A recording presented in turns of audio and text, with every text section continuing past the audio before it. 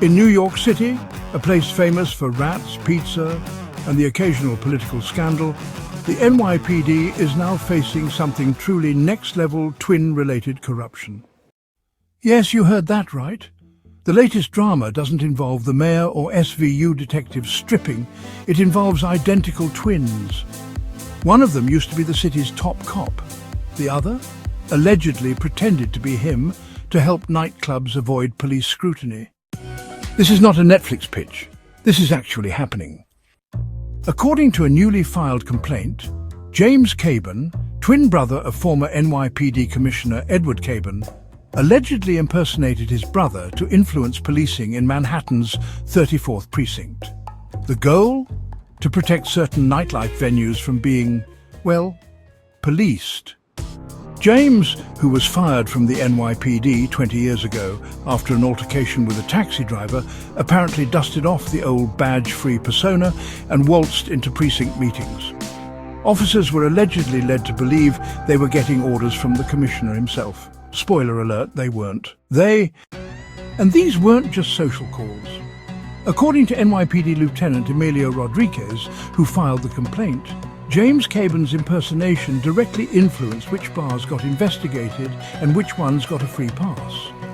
The kind of pass you might get if, say, you paid someone to look the other way. Rodriques also claims precinct commanders played along, instructing officers to ignore complaints about specific venues, because nothing says public safety like performance art. When Rodriques reported the misconduct, he says he was rewarded with a classic retaliation package, stripped of his role as integrity control officer, given a psychological evaluation, and shuffled off to a less desirable assignment. Apparently, reporting corruption is suspicious behavior now.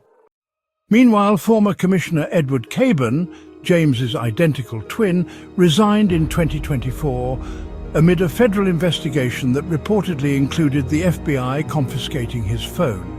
You know, just a regular week in city leadership. To recap, a fired ex-cop allegedly impersonated his twin brother, the sitting police commissioner, to sway enforcement at nightclubs, possibly paying protection fees, and the guy who reported it got shipped off for mental health testing. The only way this could be more New York is if it all happened on the Q train at rush hour.